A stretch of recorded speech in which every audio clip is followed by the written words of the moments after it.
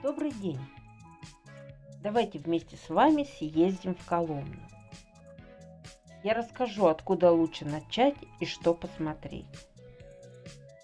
Полюбуемся архитектурой и русской природой. А также я вам докажу, что зимой тоже стоит путешествовать. С вами проект «Весна Travel». Поехали!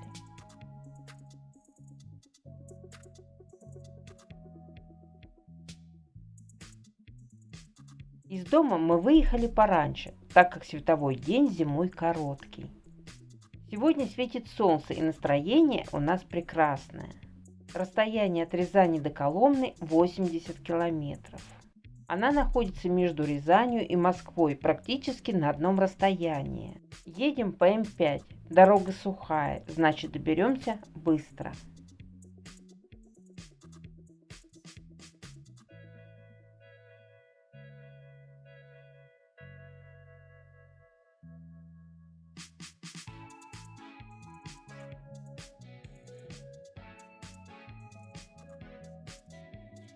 Машину мы запарковали на улице Зайцева, недалеко от Плашкотного Москва через Москву-реку.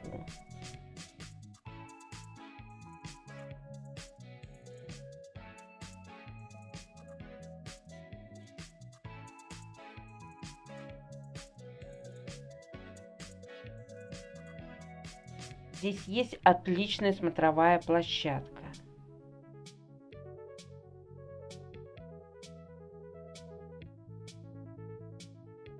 На противоположном берегу расположен Бобренев Богородицы Рождественский монастырь. В настоящее время, как написано в интернете, там идет реконструкция. Если вы хотите отыскать это место на карте, то ищите парк Москворецкая набережная. Тут очень уютно, видимо потому, что набережная выполнена из дерева. И одновременно возникает чувство свободы. Набережную просто вписали в природный ландшафт, не нарушив его.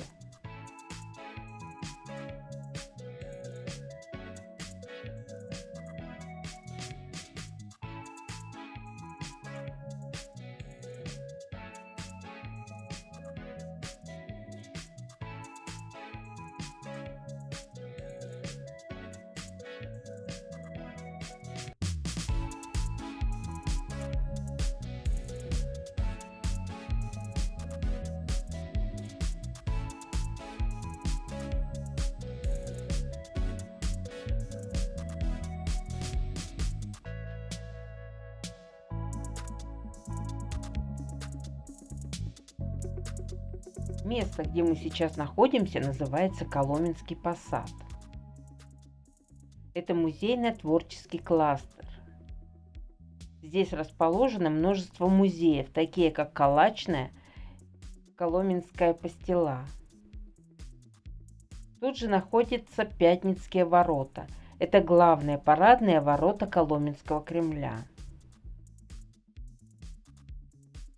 Так как мы тут совсем не ориентируемся, меня интересовал музей-навигатор.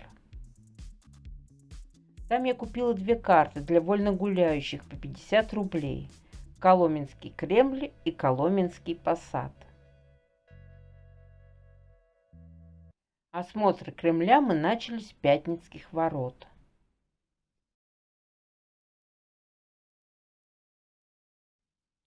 Сразу меня впечатлила огромная территория Кремля. Его площадь составляет 24 гектара. Поэтому ориентироваться по территории нам помогла только что приобретенная карта. Первое, что мы видим, входя в Кремль через Пятницкие ворота, это Крестовоздвиженская церковь. До 1764 года она была деревянной, а рядом было шумно и велась бойкая торговля.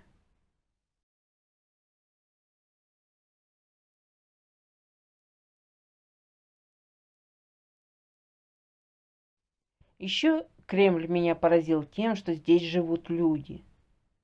Город в городе получается, со своими магазинами, гостиницами, музеями.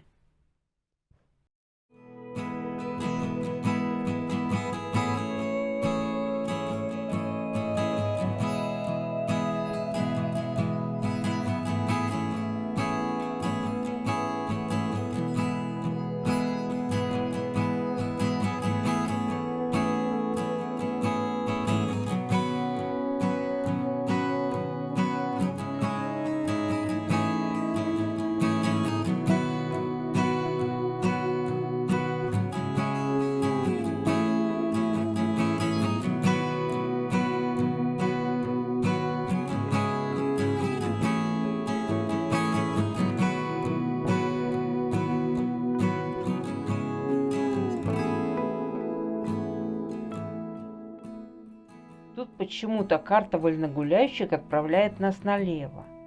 Нам это показалось очень странным, потому что впереди начинается брусчатка и, как мне кажется, самое интересное. Поэтому мы решили отойти от рекомендаций карты и пойти прямо. Но и впоследствии поняли, что не прогадали. Мостовая нас вывела на Соборную площадь. Соборная колокольня, храм Тихвинской иконы Божьей Матери и Успенский кафедральный собор.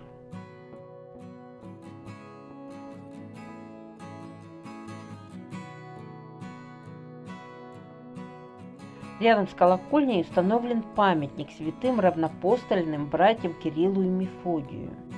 Кто не знает, это создатели старославянской азбуки глаголицы из церковнославянского языка, проповедники христианства. Поэтому символично, что памятник этим святым в Коломне установлен именно здесь. Напротив размещается Новоголутвинский женский монастырь.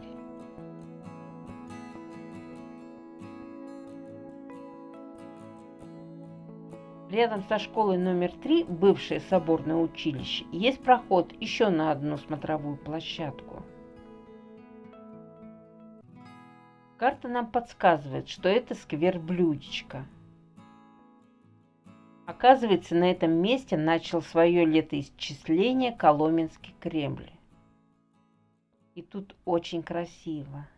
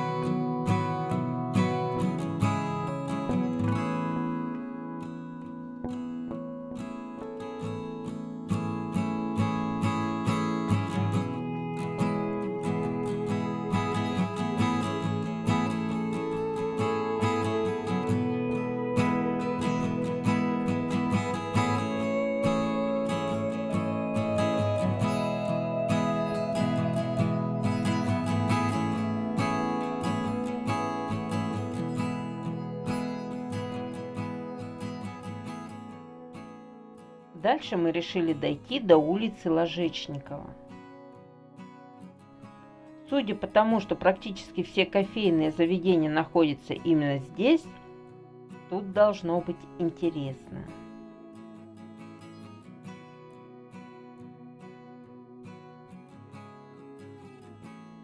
И действительно, улица оказалась очень атмосферная. Тут же находится Краеведческий музей. Кстати, о музеях. Это не единственный музей на этой улице. Я хотела посетить музей патефонов, но у меня не получилось. Свободного входа в музей нет, он попросту закрыт. Сказали, что нужно подождать группу, и только с ними можно будет ознакомиться с экспозицией. И я, как понимаю, это не единственный музей, работающий в таком режиме. Напротив Краеведческого музея расположен магазин «Сладкие сувениры». Рекомендую туда зайти. Мы приобрели там всяческие вкусности, а какие покажу в конце видео. Рядом с магазином есть очень интересная территория. Возможно, тут расположено летнее кафе. А пока можно познакомиться с различными арт-объектами.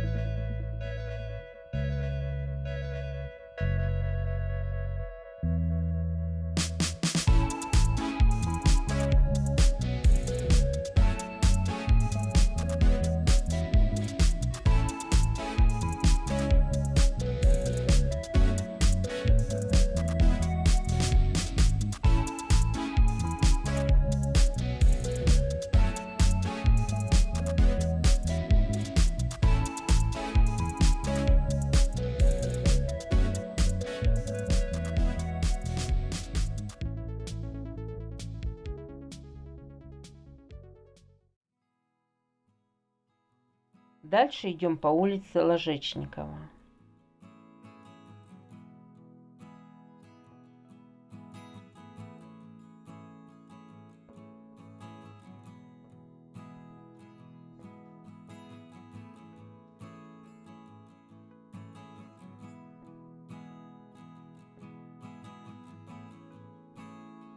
По правую руку расположен Успенский Брусинский женский монастырь.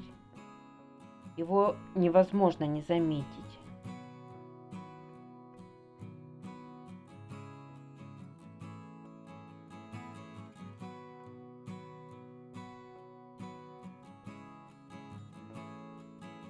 Я вам советую зайти на территорию монастыря и дойти до Михайловских ворот.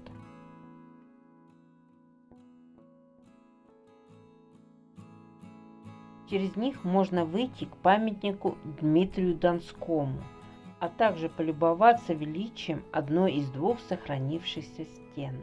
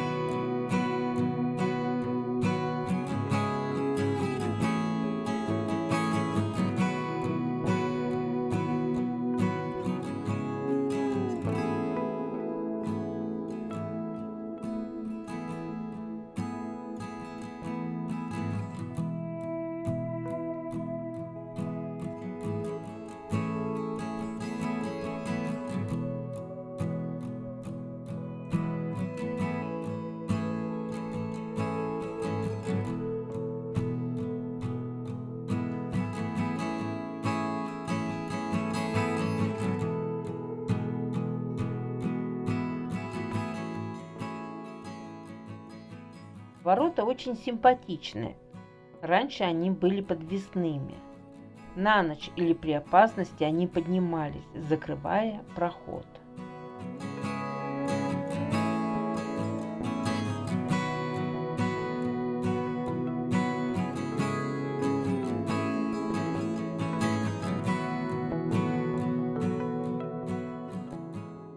Опять возвращаемся на улицу Ложечникова.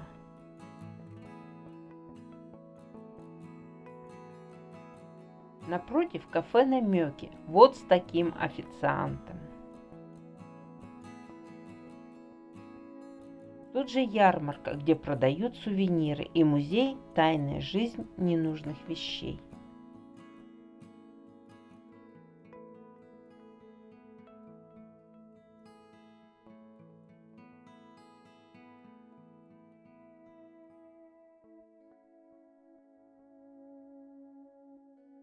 Улица Ложечникова выводит нас на площадь двух революций.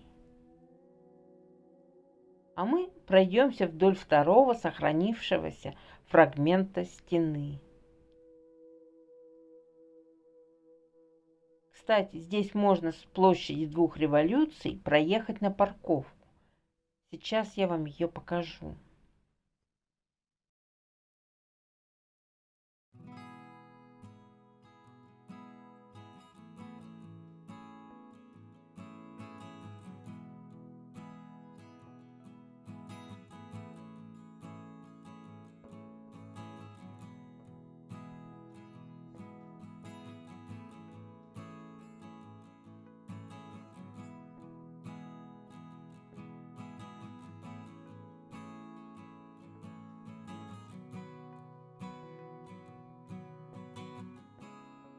Мне кажется, что даже в пик туристического сезона здесь можно найти место.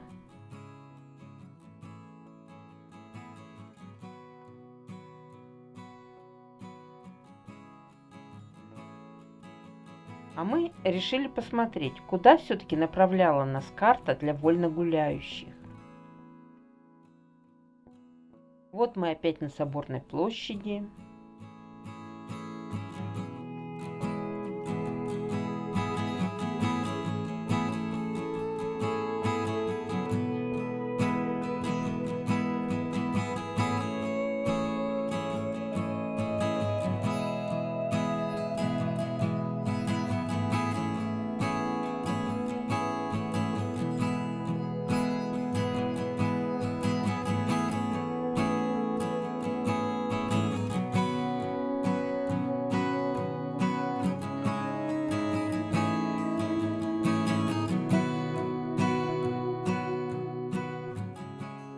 Дошли до нужного поворота.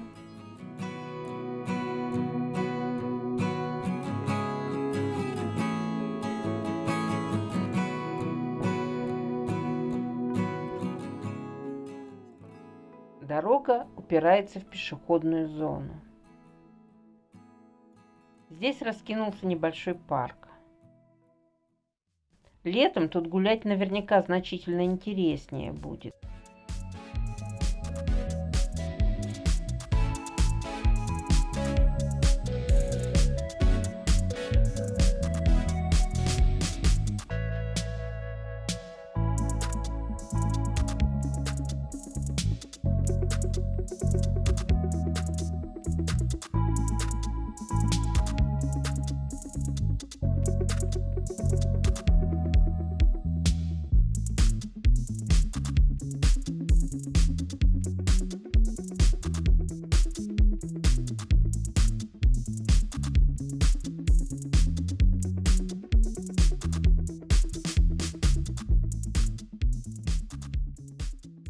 Недалеко от Кремля обнаружили Житную площадь и даже очень неплохой каток. Цены в ларьках нас не очень порадовали, дороговато.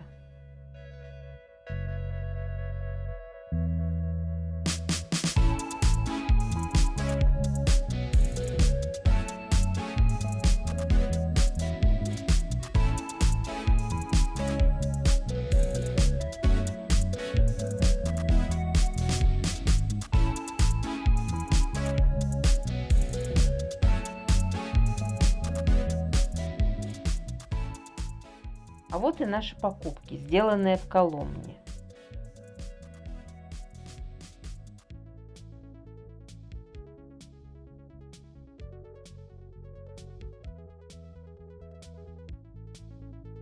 Всего потратили 845 рублей, плюс солярка. Ну вот и все. Подписывайтесь на наш канал и путешествуйте с нами. Пока-пока!